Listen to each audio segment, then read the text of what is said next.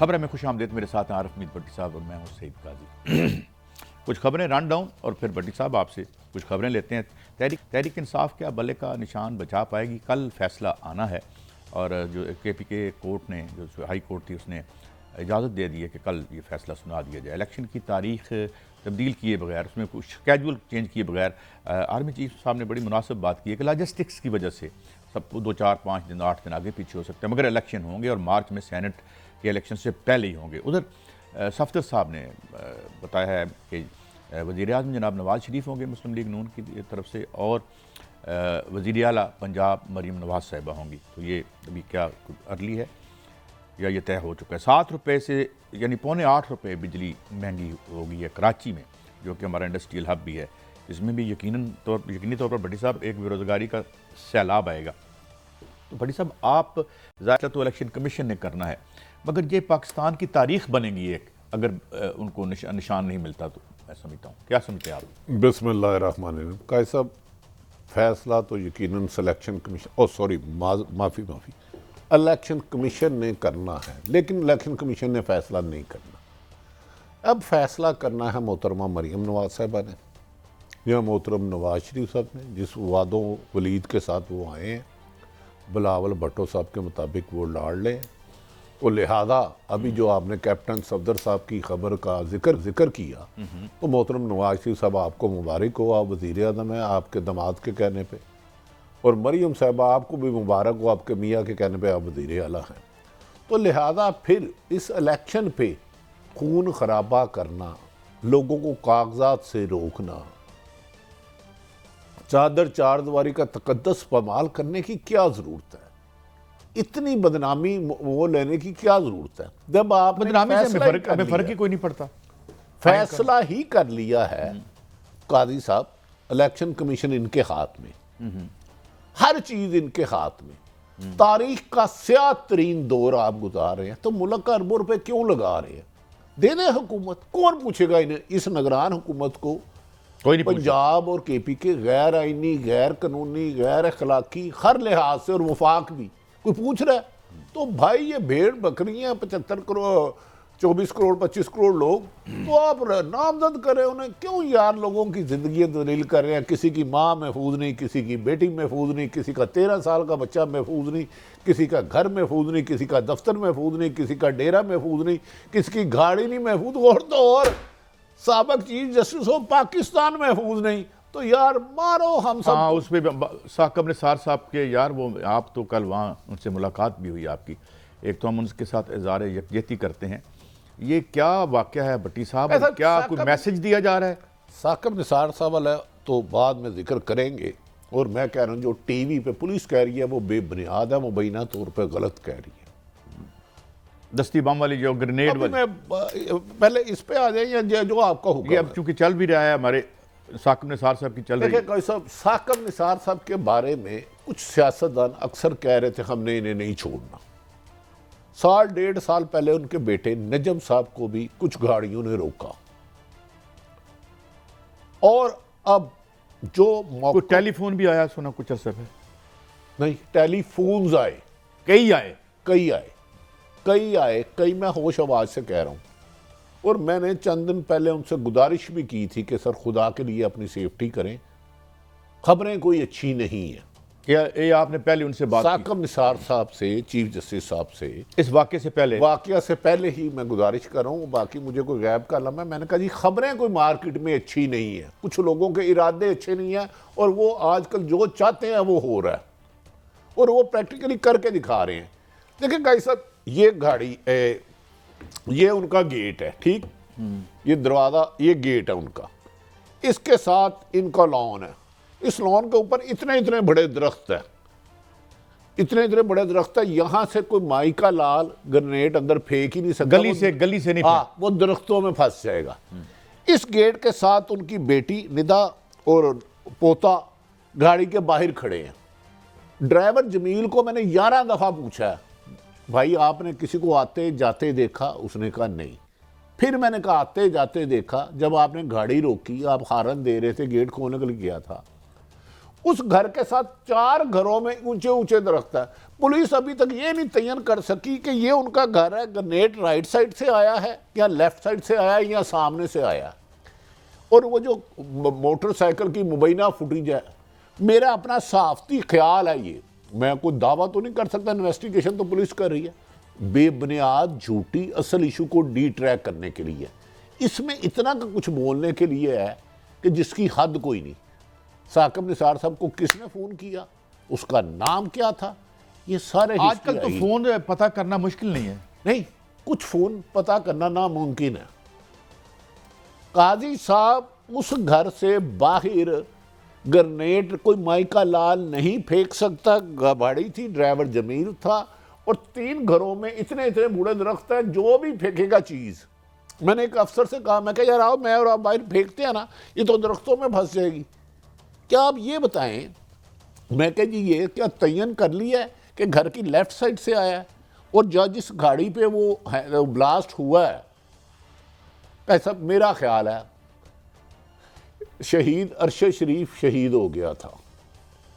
तो मैं इन्हीं प्रोग्रामों में कहता था उनका नहीं पता चलेगा। साकिब निसार साहब ने क्योंकि गरीबों की दिलजोई की, आम शहरियों पे तौहीन अदालत उन्होंने 100 मोटो लिए, हस्पतालों पे तालीम पे लिए, इस केस के मुल्ज़मान अल्लाह करे पकड़े जाए, मेरा ख्याल है नहीं पकड़े जाए नहीं। और मैं और तुराब इस बाद उनके घर गए, मुझे पता है साकिब साहब को किस किस ने फ़ोन किया। उन्होंने एक अफसर से को कहा हंसते हुए, फाड़ लोगे बंदे, बड़ा आला अफसर था, यानी उन्होंने तंजन कहा। हाँ, तो कादी साहब गुजारिश है कि जैसे जी जी। और उसके बाद मैं तुराब को कमोबेश से 3 दफ़ा लाइट गई, बैठे हुए 3 दफ़ा लाइट गई। और मैं आज से कुछ अर्सा पहले जब उनसे मिलने गया तो उन्होंने एक वाक़या सुनाया, वो दिल खराश वाक़या था। मैं कहा सर ये कैसे हो सकता है, आप चीफ जस्टिस ऑफ पाकिस्तान रहे हैं, आपने लाखों केसों का किया फैसला, लेकिन शायद कुछ लोग जो उनसे नाला हैं, नाराज हैं, जिसका वो बार बार इजहार कर रहे हैं, 17 में क्या हुआ। ये रियासत को कमज़ोर करने की है ना। अगर उनके इतने बड़े एहलकार जो हैं भट्टी साहब, उनका अगर ये हाल है, फिर इसका मतलब ये कार्टल्स जो हैं और ये जो ये मफाद मालियाती मफादात वो सीसी फुटेज भी मैनेज की गई मोटरसाइकिल की, वो मोटरसाइकिल की जो जगह दिखाई है उनके घर से बहुत ज़्यादा फासले पर है। वो तो राजा मार्केट, वो तो दूर है उधर से, वो बहुत ज़्यादा फासले पर है। मैंने उन अफसरों को कहा कि यार मेरे साथ आए ना, हम बाहर से ग्रेनेड फेंकते हैं या कोई पत्थर फेंकते हैं, अंदर तो जा ही नहीं सकता। ये दरख्त है, किसको बेवकूफ़ बना रहे हो, ये किसको बेवकूफ़ बना रहे हो। इसमें एक अच्छी बात यह भी है कि उनकी बेटी थोड़ी देर बाद आई, जो गाड़ी में थी। नहीं, वो गाड़ी में थी, खुदा ना खास्ता इतना धमाका तेज था कि साकिब साहब कहते हैं, और उनके साथ आया कोई, उनके घर से कोई 5 गलियां दूर, उन्होंने कहा धमाका हमारे घर सुना गया। कादी साहब वो दरवाजे के इस तरफ थी, ब्लास्ट इधर कार पोर्च में हुआ, ये पार्क है, ये घर है, वो मौजाना तौर पर बच गए हैं। कहते हैं ना, मारने वाले से बचाने वाला बहुत बड़ा है। अगर अल्लाह की ज़ात पाक ने आपकी ज़िंदगी लिखी है, 100 लोग प्लानिंग करके भेजे आपके पास, आप नहीं मार सकते। चलें, हम एक तो इज़हार यकजहती करते हैं सरकार से, मोहसिन नकवी साहब से, जो पंजाब। नहीं, काजी साहब मैं इसी में कहना चाहता हूँ, जब पंजाब समेत चारों सूबों में पुलिस और इंतज़ामिया, खसूसन कमिश्नर लाहौर साहब, सारा दिन ये मीटिंग करे कि पीटीआई को इलेक्शन नहीं लड़ने देना, मीटिंग में हो, सुन लें काजी साहब, अब थोड़ा सा फैक्ट्स, यार मसरूफ लोग हैं। नहीं, वो रात को कहाँ जाके सलाम करते हैं, वो भी एक पूरी हिस्ट्री है।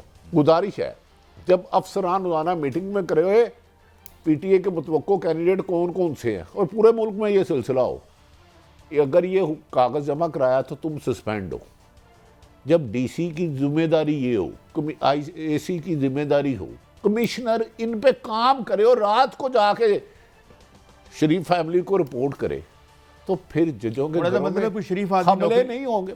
सब एक हैरत है, 4 सूबे हैं, 4 आईजी हैं, 4 चीफ सेक्रेटरी हैं, और लातदाद ईमानदार अच्छे अफसर हैं। एक बंदा मैंने ऐसा नहीं सुना जो आके कहे यार मैं इस नाइंसाफ़ी को नहीं होने दूंगा, हर कैंडिडेट का हक है इलेक्शन लड़ना, मैं ये बदमाशी नहीं होने दूंगा। अदालतों के अंदरों से, रिटर्निंग कंट्रोल के अंदरों के सामने से बंदे उठाए जा रहे हैं, कागज़ छीने जा रहे हैं। ये पीटीआई कह रही है, मैं नहीं है, इनमें से कोई लफ्ज मेरा नहीं है। ये फुटेज में देख भी सकते हैं आप। एक अफसर कादी साहब पूरे मुल्क में ऐसा नहीं आया जो ये कहे कि मैंने झूठा पर्चा नहीं देना, अगर झूठा तो मैं इसको अभी खारिज कर रहा हूं, मैंने अल्लाह को जवाब देना। तो जब आपकी लेकिन जमीन, ऐसे कई मिल जाएंगे जो कहेंगे मैंने इसमें सच्चा पर्चा आज तक नहीं, अगूर कभी नहीं देना। जिंदगी क्या जो इतनी मिल जाए। बंजर हो चुकी है काई साहब पाकिस्तान की सरजमीन कि वो एक ऐसे अफसर भी नहीं पैदा कर सके जो 10-12 कहे कि सर ये इलेक्शन लड़ना हर एक का आईनी कानूनी हक है, हमने किसी से कागज नहीं छीनना, ना छीनने देना है, ना किसी के घर रेड करना है। ये क्या वजह है कि 10 पार्टियां लड़ रही हैं तो कमिश्नर मीटिंग कर रहा है, एसपी मीटिंग कर रहा है, तो नाम सिर्फ पीटीआई के हो रहे हैं, ये उनका सपोर्टर है, ये इधर रेड करो, ये मीटिंगें हो रही हैं। लेकिन भट्टी साहब देखे ना, मैं कल एक जगह बैठा था, तो फिर चीफ जस्टिस के घर हमला नहीं होगा तो क्या होगा? एक्स मतलब मैं एक जगह पे बैठा था, मैंने उनके सामने तो बात नहीं की, मगर मैं यहाँ कर देता हूँ, उन लोगों का नाम भी मैं नहीं लेता।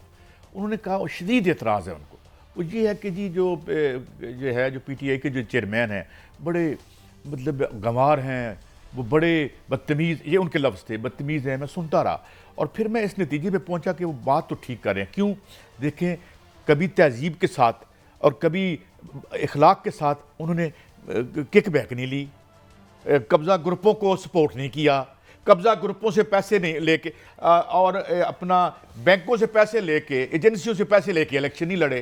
तो ये जो बदतमीजियां हैं, असगर खान के केस की रिपोर्ट आपने पढ़ी? हाँ जी, लाहौर का कोई एक कब्जा गुट बताएं जो एक बड़ी जमात की पुष्टपनाही जो उसकी ना करती हो, एक बताएं। एक मैं आपको चैलेंज कर रहा हूं ना, टीवी पे कर रहा हूं। उसामा बिन लादेन से भी पैसे नहीं लिए उसने, ये बदतमीजी की था। मनी लॉन्ड्रिंग इनकी जायज नहीं सर, वो तहजीब और साफियों को दरख्तों से बांध रहे, इनका जायज। जंग पे 4 घंटे फायरिंग हो, इनकी जायज। मेरी गल का नाम है। इस मुल्क का खजाना खाली करने वाले, इसको टके टोकरी करके इसके बेगिंग बाउल हाथ में देने वाले इखलाक की बात करते हैं, हाई मॉरल पेडेस्टल की बात करते हैं। अच्छा काई साहब, डुब मरो है। अच्छा ये अखलाक है कि शहीद बेनजीर भुट्टो की गंदी तस्वीरें किसने फेंकी? उस वक्त तो पीटीआई नहीं थी, उसको डॉक्टर करके, मगर सलाम पीपल्स पार्टी को के साथ बैठती है। आसफ अली जरदारी साहब लोगों को ये रोजाना धमकियां देते हैं या इतला देते हैं कि मैंने सबसे ज्यादा जेल काटी, वो तो नवाज शरीफ दौर में जेल गए थे, फिर क्यों इनके साथ बैठे हो? इस पे इतना खौफनाक रिएक्शन था मेरा कि मुझे एक साथी, मेरे ख्याल है मेरे साथ ही बैठे हुए हैं, जिन्होंने मुझे बताया था कि जो मैंने हुसैन हक्कानी साहब ने चुकी ये वारदात की थी बेनज़ीर साहिबा के साथ, जो कि औरतों के हवाले से और लीडर, तो वो मुझे कोई अच्छे, हालांकि मेरा तो पीपल्स पार्टी से एक नज़रियात का रिश्ता था, वो भी भुट्टो के मंशूर से, इनके मंशूर से नहीं। तो हमने उनको माफ़ नहीं किया मीडिया में बैठ के क्या, और मगर इन्होंने माफ़ कर दिया। बहरहाल आगे बढ़ते हैं भट्टी साहब। अब एक गौहर साहब जो पीटीआई के अब चेयरमैन हैं, उनका एक शॉट सुनते हैं और उन कुछ खदशात हैं उनके। मैंने अदालत से यह दरख्वास्त की है कि पीटीआई मुल्क की सबसे बड़ी जमात है, अगर इस मैटर में ताख़ीर हो जाए तो कल नॉमिनेशन पेपर फाइल करने की आखिरी तारीख है, इसलिए बहुत बड़ा खदशा होगा कि हमारे सारे कैंडिडेट वो इंडिपेंडेंट बन जाएंगे।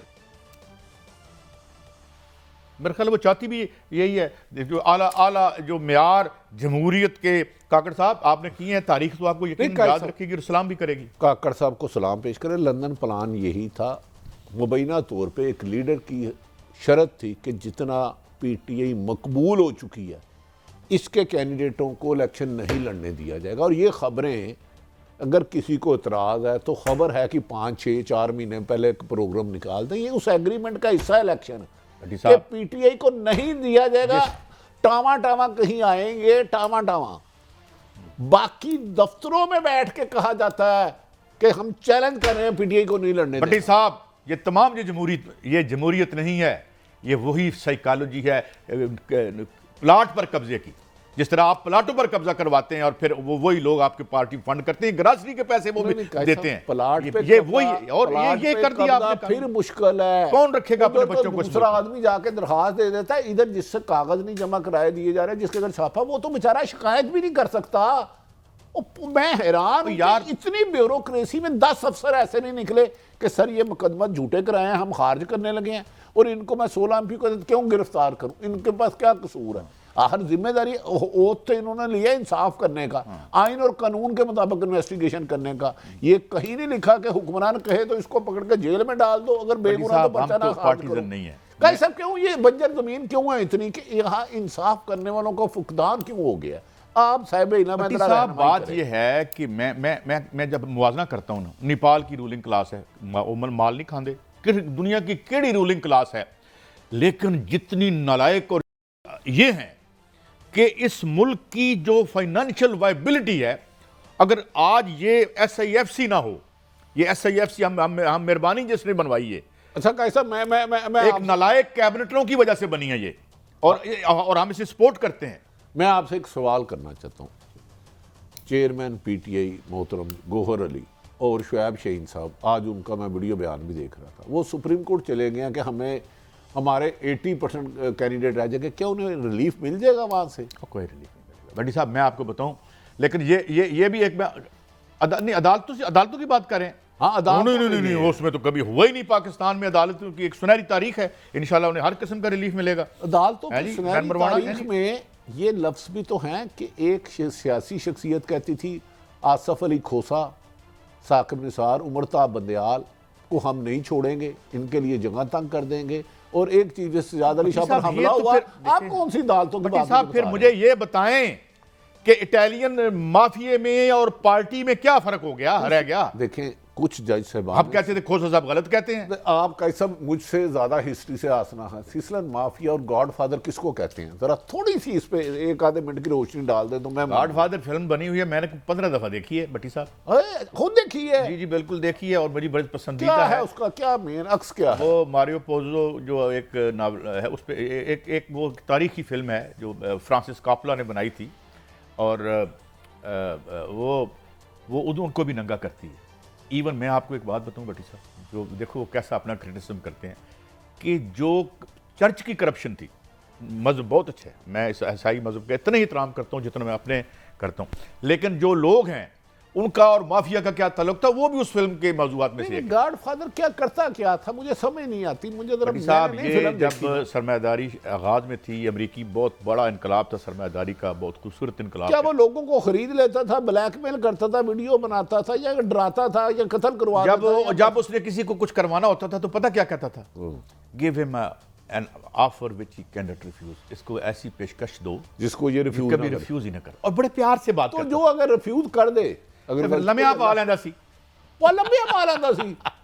भाई आप फिल्म की बात करें, फिक्शन की है, देखिए बड़ी साहब की मतलब है उसको नुकसान पहुंचाने की हर मुमकिन कोशिश करता था। देखें ये फिल्म है, और अगर इसकी किसी अमली तौर पर कोई मुशाबत पाई जाती है तो हमारा बिल्कुल कतन ये नहीं है, हमारा ये नहीं है। हम एक फिल्म की बात करें, गॉडफादर फिल्म आज मैं जाके देखूंगा, क्योंकि मुझे ऐसा लग रहा है कि मैं शायद उस दुनिया में जा रहा हूं।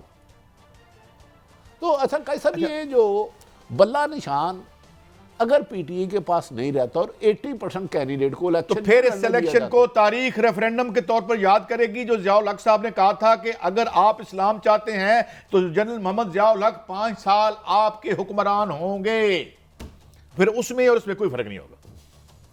बाकी करवा लें, हम लड़ाई कोई नहीं, हम तो। और फिर देखे ना, लेकिन भट्टी साहब एक मुझे बात, हम टीवी के रिपोर्टर हैं, जाहिद गशकोरी, उन्होंने कहा 5.5 अरब रुपया लगेगा।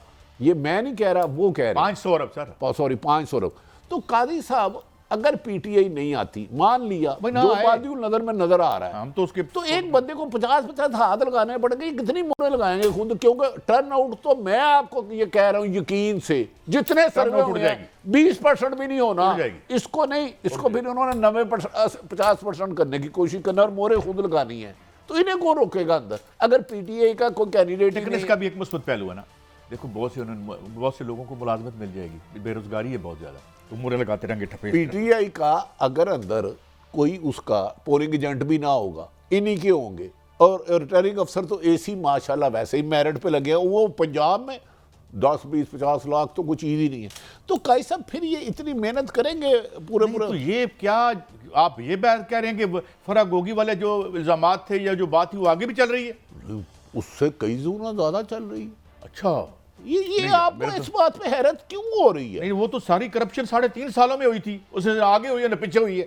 कादी साहब आज जो हो रहा है ना, आज ये तारीख 2023 अजहार राय और सियासत पर और सरकार के कुछ अध्ययनदर अफसर हैं, स्याह तरीन दौर है 76 सालों में, स्याह तरीन। और इस पे और एक बता दूं, आपके 1-2 साहब लिख रहे हैं किसका क्या करैक्टर है, लेकिन वो अभी लिखेंगे तो मर्डर हो जाएगा उनका। लिख तो क्या कोई किताब लिख रहे हैं? वो मतलब ये सारी याद इकट्ठी कर रहे हैं कि किसका क्या रोल है आजकल, मंजर कौन सा और पस मंजर क्या है। अब ये मुस्लिम लीग नून भी भट्टी साहब कह रही है कि कुछ उनके मसाइल हैं, 2-4 दिन इलेक्शन जो है वो आगे हो जाए, और आर्मी चीफ साहब ने तो बड़ा वाज़ेह कह दिया कि मार्च में सेनेट के इलेक्शन से पहले पहले ये होना है। तो अगर 5-7 दिन हो भी जाए आगे तो क्या फ़र्क पड़ता है? नहीं, माफ़ी चाहता हूँ, देखें चीफ जस्टिस साहब ने बज़ाहिर पत्थर पे लकीर का, अतर मनीला साहब ने भी कहा है, अगर 5-7 दिन होते हैं तो 5-6 साल भी आगे हो जाए तो क्या फ़र्क है। आइन तो आप पहले भी नहीं मानते, 90 दिन में तो आपने पहले भी नहीं कराया। अगर आप ये लफ्ज़ कह रहे हैं पाकिस्तान अगर मुस्लिम लीग ने कहा इन्हें क्या पता प्रॉब्लम, रिटायरिंग अफसर रात को तो इनके घर जाते हैं, सर ये कागज आए हैं, कौन सा कबूल करना है कौन सा रिजेक्ट करना है, इन्हें इशू क्या है, इन्हें क्या प्रॉब्लम है, मुझे बताएं। MQM ने भी ये डिमांड की हुई है, उनका तो मसला है कि जी उनकी जो लिमिटेशन हुई हैं, क्या कहते हैं उसको भट्टी साहब, वो कादी साहब, मौलाना साहब, MQM की डिमांडों के पीछे आप जा रहे हैं। एक इलेक्शन, एक वोट है तरीके इंसाफ और एक एंटी तरीके इंसाफ, बाकी कोई मैटर नहीं करते। तमाम रिपोर्ट्स आई हैं कि अगर तरीके इंसाफ को नहीं जाने देते 18 से 20% बड़ी मुश्किल टर्न आउट होगा, बड़ी छलांग मारेंगे, उसे फिर आप 25% वोट खुद डालेंगे। तो अगर ये इनके कहने पर स्केजुअल आगे करना है, और अगर 5-6 साल इलेक्शन आगे भी हो जाए, 90 दिन में तो नहीं ना हो, आइन तो आपका 90 दिन का था। एक तो मुझे बात क्या फर्क पड़ेगा। आप चूंकि तारीख के भी स्टूडेंट हैं, मैं आपसे बात पूछना चाहता हूँ, पाकिस्तान की तारीख में जो सबसे शफाफ, जिन पर कभी कोई तनाज़ा नहीं हुआ, 2 रेफरेंडम हुए, एक ज़िया-उल-हक का और एक आगे भी हुआ था मुशर्रफ साहब का, और शफाफ बिल्कुल, अगर वो तारीख से 4 दिन बाद हो जाता, नतीजा तो वही निकलना था। तो जब ये भी एक रेफरेंडम नुमा इलेक्शन है, उस वक्त आगे करते क्या फर्क पड़ता? आपने बड़ी खूबसूरत रेफरेंस कोड किया, वो जो ज़िया-उल-हक का रेफरेंडम था उसको मुबैना तौर पर 8 फरवरी 2024 को दोहराया जाएगा। वो जैसा रेफरेंडम शफाफ था, यानी कि अगर पता नहीं तुम मुसलमान हो, अगर कलमा पढ़ते हो, अगर अब ये 18 का होगा जब तुम नवाज शरीफ को मनोवन वजीर आज़म और मोहतरमा मरियम नवाज साहबा हमारी बहन को वजीर आला करती हो तो ये मुल्क सलामत है। टिक ओ पे जाता ही बड़ी साहब दुश्मना दा डंगिया। बस ये राइट है, वो जो उनका हुस्न करिश्मा साज करे। ब्रेक लेते हैं, ब्रेक के बाद वापस आएंगे, और ये जो महंगाई का एक तूफ़ान है और कुछ चीज़ें और भी हम बात आपसे करेंगे, बेरोज़गारी, और ये आजकल बिल्कुल हमारी टीवी स्क्रीन से अलग है। कुछ मैं जरीदे देख रहा था, पर्चे देख रहा था, लाल सलाम पढ़ रहा था, जहाँ पे मज़दूरों की जो फैक्ट्रियों के बाहर खड़े हैं कराची में, तो क्या उनमें हम इजाफा करना जा रहे हैं? ये बिजली और ये IPPs कितने मुकद्दस हैं? एक ब्रेक के बाद।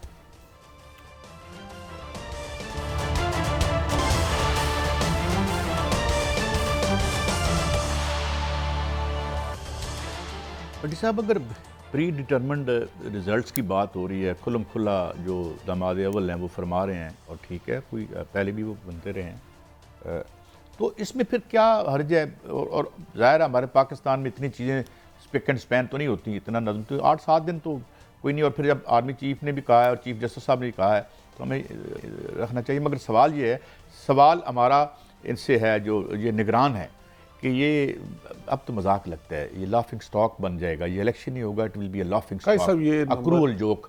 एक मैंने आपको सुनाना है एहसन इकबाल साहब का सवाल। अच्छा कैसा, मेरी रहनुमाई फरमाए। हाँ जी हाँ, सुना दें यार जल्दी से, वो बात रोकनी पड़ती है बार बार। आने वक्त पंजाब की भी वज़ीर आला मानसरा की एक बेटी होगी, मानसरा की बहू होगी इंशाअल्लाह ताला। आने वाला वक्त पंजाब की भी वज़ीर आला मानसरा की एक बेटी होगी, मानसरा की बहू होगी इंशाअल्लाह ताला। देखिए, मैं कैप्टन सफदर से नहायत अदब एहतराम से, हमारे लिए बहुत ज़्यादा काबिल एहतराम है। वो पंजाब मनसेरा की नहीं बेटी, पंजाब की बेटी है, और वो अपने नाम के साथ भी मरीम नवाज़ लिखती है। बज़ाहिर मेरी इतला के मुताबिक नवाज शरीफ साहब अभी तक सज़ा याफ्ता हैं। इमरान खान साहब ने आज हाई कोर्ट में किया, 9 महीने बाद उनकी अपील रिजेक्ट कर दी गई। कैप्टन सफदर साहब ने अदालत लगा के फैसला करना है कि नवाज शरीफ की ताहयात जो नाअहलिया इन्होंने ख़त्म करनी है। इन्हें कैसे इल्म हो गया कि आने वाले दिनों में फैसले ये आएंगे, इलेक्शन में ये होगा, ये नहीं होगा। वज़ीर आज़म मान लिया नवाज शरीफ साहब हों, सो बिस्मिल्लाह, वज़ीर आला मरियम नवाज साहबा, सो बिस्मिल्लाह। इस तरह के कैसे ये गैब का इल्म इनके पास कैसे आता? जरा हमें हमारे तक ये सारा गैब का इल्म ही था ना कि वो आ रहे हैं, उनकी जमानत हो जाएगी, उनको नहीं, उनको काजी साहब, उनको फास्ट ट्रैक में इंसाफ फिर मिलेगा। मैं अर्ज कर रहा हूँ, अभी सुप्रीम कोर्ट ने गालमन जनवरी का कहा, क्या फैसला अदालतें तो इनसे पूछ के नहीं करती, वो तो आईनों को ये नहीं कितना यकीन है कि नवाज शरीफ वज़ीर आज़म इलेक्शन भी हो जाएंगे, वज़ीर आज़म भी बन जाएंगे, मरियम वज़ीर आला भी बन जाएगी, तो फिर इलेक्शन करवाने की जरूरत क्या है? ये सारी चीजें इनको गारंटी मिल चुकी है, तो इलेक्शन करवा के लोगों के घरों में बेगुनाह लोगों को गिरफ्तार करवा के क्या मिल जाएगा आपको? भट्टी साहब मैं आपको बताऊं, इन्होंने इदारों के पल्ले छोड़ा क्या है? पहले 5 बुग से मैं लफ्ज़ दोहरा रहा हूँ, नकल कुफर कुफर नबाशत, और उसके बाद फैसले आने से महीनों पहले ये बता रहे कितनी इज्जत बढ़ रही है हमारे इदारों की। माशाल्लाह, याद करेंगे हम भी कि हम जुडिशरी रखते थे। मुझे एक बात मैं ये नहीं कहता, जहाँ जस्टिस कार्लिनील्स भी हुए हैं, और अब तो मुझे कहने दीजिएगा, मेरे भी एक ताया जज थे, उनके फास्ट फ्रेंड थे जस्टिस गुल हुए हैं, उन्होंने क्या फैसले किए। जुल्फकार अली भुट्टो को पहला रिलीफ जस्टिस गुल साहब ने दिया था। बात ये है जी भट्ट साहब, एक तो गुजारिश है कि ये बदकिस्मती है कि इतने इतने अच्छे ब्यूरोक्रेसी और पुलिस अफसरान हैं, लेकिन उन्हें अच्छी पोस्टिंग नहीं दी जाती। बदकिस्मती है कि ज़मीन इतनी बांझ हो गई है कि ये इंसाफ करने वाले पैदा नहीं करने रही, जुल्म करने वाले पैदा कर रही है। मुझे बताए, मान लिया मुस्लिम लीग नून को सबसे बड़ी जमात करके साबित कर देंगे, क्या नून लीग भी इतनी बांझ है कि मोहतरम नवाज शरीफ साहब वज़ीर आज़म हो तो वज़ीर आला शहबाज शरीफ साहब हो, मोहतरम नवाज शरीफ वज़ीर आज़म हो तो हमजा शहबाज वज़ीर आला हो, मोहतरम नवाज शरीफ वज़ीर आज़म हो तो मरियम नवाज साहब वज़ीर आला पंजाब हो, नून लीग ख्वाजा साद रफ़ीक एक जो वर्कर है, कारकुन है, या और दीगर लातदाद लोग सारे इस काबिल नहीं है, अहल नहीं है कि उन्हें कोई ओहदा दिया जाए। देखिए ना, मैं आप भी तो हाँ, शॉर्ट क्या है, शॉर्ट सुनवा दें फिर बात। काजी साहब ये बातों का आप जवाब नहीं देते, तो यार दीवारों से मुझे वो शॉर्ट सुनाई जा रहे हैं, सुनाओ क्या है, फिर मैं बात करूं बड़ी साहब। लेकिन बड़ी साहब आपकी बात के जवाब दे रहे हैं। ख्वाजा साद एक स्ट्रीट से निकले कारकुन, लातेदार दफा बहुत लड़ाई लड़ी, देखे सियासी, वो हमसे नाराज हो ना हो उनका हक है, लेकिन एक सियासी जद्दोजहद है उस आदमी, बिल्कुल है। कहीं हुकूमत। मुझे बताएं कि नून लीग इतनी बांझ है कि वज़ीर आज़म नवाज शरीफ और साहबजादी वज़ीर आला, क्या पार्टी में कोई ऐसे 10 आदमी नहीं है कि सर हमारी कुर्बानी है या हमारा खून सुर्ख नहीं है? क्या हमने नून लीग के लिए ये तो कौंसलर आज तक नहीं हुई और पहली दफ़ा सीधा वज़ीर आला। ये जरा मैं एक आपको बात बताऊं, आज ख्वाजा साहब की अपने बात की, ख्वाजा साद रफ़ीक साहब, एक लाडली तलबा तंजीम थी ज़िया उल हक की लाडली, और हमारी उम्मीदों का मरकज़ जो है वो साद रफ़ीक साहब होते थे।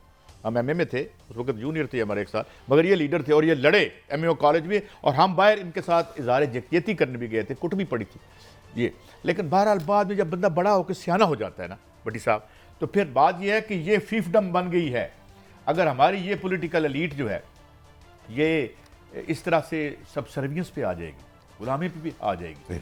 कहे साहब मैं थोड़ा सा फिर खुल के, एहसन इकबाल पढ़े लिखे, वो अख्तलाफात हो, और वो हमारे दोस्त हनीफ अब्बासी और सैकड़ों नून लीग के इतने बांझ सब नाहल हैं कि मरियम नवाज जो एक काउंसलर भी नहीं हुई कभी ज़िंदगी में, एक इलेक्शन ने कंटेस्ट किया, वो सीधा ही वज़ीर आला और वालिद वज़ीर आज़म। क्या मतलब है, क्या चाहते क्या है आप? मुझे बताएं, नून लीग के आप बहुत से लोगों को जानते हैं, राना तनवीर साहब बहुत जदोजहद की उन्होंने, एक अपना वोट बैंक भी है। तो क्या काजी साहब नून लीग में सिर्फ और सिर्फ सब ने गुलाम रहना है, चाहे एहसन इकबाल हो, ख्वाजा साद रफ़ीक हो, या और दीगर राना मशहूद साहब हो, राना सनाउल्लाह हो, ये सब गुलाम रहेंगे? इनमें इतनी अखलाकी जुर्रत नहीं है। गुलाम ही रहते हैं, और ये भी कोई इक़्तिदार नहीं होगा, गुलामी ही होगी जो मिलेगी इस रेफरेंडम के नतीजे में। आगे गल करो साहब, गुलामी के रूप में बादशाहत भी आप एक ही खानदान को देनी है। मेरा एक मौक़िफ़ है, नून लीग ज़िया उल हक ने बनाई, बड़ी मेहनत की, हमसे गुलामी, बहुत मेहनत की, बहुत। तो क्या उस मेहनत के नतीजे में सिर्फ एक खानदान है जो वज़ारत उज़्मा या वज़ारत आला के मनसब पर बैठ सके? इलेक्शन तो नहीं, ये सिलेक्शन होगी बादिउल नज़र में, मुबैना तौर पर इसे सिलेक्शन कहेंगे, इलेक्शन नहीं। जब आप एक मुल्क की मकबूल तरीन जमात को पुलिस वाले मुबैना तौर पर कहें, शुएब शाहीन का बयान सुने, गोहर कहते हैं, तो काजी साहब इस मुल्क के, यार हाँ जी बात करें, आप मुकम्मल करें। नहीं काजी साहब मुझे बताएं, ब्यूरोक्रेसी कोई नहीं उठती, अब सियासत में तो कोई नहीं उठ रहा, कि जनाब आप क्या कर रहे हैं, कुर्बानियाँ हम देते हैं, 2 दफ़ा डील करके आप चले गए, क्या हम में से कोई भी इस अहल नहीं है? और आपको पता है अभी साबक चीफ जस्टिस के घर में 2 कांस्टेबल थे, यार साकिब तो मैं निसार देखो नहीं, साहब तो के। मैं गुजरता हूँ, मेरा रास्ता भी है एक 2 बात पर। तो इनके घर में पीएम का प्रोटोकॉल दिया जा रहा है, तो काजी साहब इन अफसरान ने मरना नहीं है, अल्लाह के पास नहीं जाना। नहीं ये पट्टे इन्होंने नहीं, ठेके तो ले ली। आप चीफ सेक्रेटरी बने, आप आईजी बने, आप फेडरल सेक्रेटरी बने, आइन आपको इख्तियार देता है इंसाफ करने का। आइन आपको ये नहीं कहता कि मनमानियां करो, सईद कादी की जिंदगी छीन लो, आरफ मीर भट्टी को रिलीफ दो। आप आइन और कानून आपको इख्तियार देता है कि दायरे में रह के आप काम करना है। जब आप दायरे से निकलते हैं तो किसी की आप इंटरफेरेंस तो करते मुझे हैं। आप ये बताएं ना कि 60s 70s में एक इंडस्ट्रियल जाइंट बन रहा था ये मुल्क। 60s 70s में भट्टी साहब कोरिया वाले आके पूछते थे कीता कीजिए, पहला अकल का प्लांट जो है इस एशिया में यहाँ लगा था। ਹੁਣ तो वैसे फिर जिथे पहले पहुंच गए चोरियां हो, वाले पूछते रहे, ਹੁਣ ਚੋਰੀਆਂ ਵਾਲੇ ਪੁੱਛਦੇ ਨੇ, ਦੇਖਿਆ ਸਾਨੂੰ ਕੋਈ ਨਹੀਂ ਪੁੱਛਣ ਵਾਲਾ। ठीक है ना। ਹੁਣ ਚੋਰੀਆਂ ਨੇ ਕਹਿੰਦੇ ਨੇ, तो- ਦੇਖਿਆ ਜੇ ਕਰੀ ਜਾ ਰਹੇ हैं, लुटी जा रहे हैं, कोई नहीं आप पूछने वाला। डेली देख रहे हैं ना कि कितने लोग यहाँ से जो जो जो खाते पीते हैं, बासरबत लोग हैं, कारोबार जो है वो लपेट। कादी साहब कल मैं गरीब तो जाएगी। साकिब निसार साहब के घर से निकला, मेरे सारे साफ़ी भाई मिले। एक साफ़ी ने मुझे कहा, कहता आरिफ साहब आपने सैकड़ों दफ़ा कहा आज़ादी जंग रहेगी। मैं क्या सहाफ़त तो दफन हो गई यार, हम तो इशारों पे चलते हैं। कहता पहले हम कहते थे पाकिस्तान जिंदाबाद, अब कहते हैं पाकिस्तान से जिंदा भाग। इस नारे का क्या मतलब है? नहीं हम तो हमारी यार वो एक बंदे ने सवाल किया ब्रेक है। काजी साहब, आप उस सवाल को भी आप जुर्म कह रहे हैं। यहाँ ही हमें इंसाफ के लिए लड़ना है और यहाँ पे इस मुल्क को एक खूबसूरत मुल्क बनाने की तगोदो और जदोजहद जारी रहेगी। We will never quit. एक ब्रेक है, ब्रेक के बाद ये मुकद्दस IPPs की वजह से जो इंडस्ट्री तबाह हो रही है और जो मज़दूर बेरोज़गार होते हैं, जिस तरह मैंने एक पर्चे का बताया भी, हमारे एडम पॉल एडिटर हैं गालबन उसके, कि वो जाके देखते हैं कि फैक्ट्रियों के बाहर मज़दूर खड़े हैं बेकस लाचार। तो ये अभी और फिर बेरोज़गारी आएगी एक ब्रेक के बाद।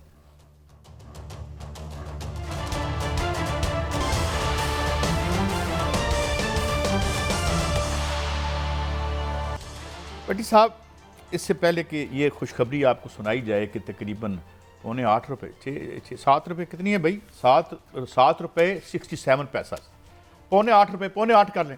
भट्टी साहब मैंने आपको 2 खबरें देनी हैं। यहाँ से अगर 15 मिनट में आपकी गाड़ी में बैठूँ या 20 मिनट, तो हम जिस मुल्क में जाएंगे वहाँ पर 400 यूनिट पता कितने का है? 4.5 रुपये का।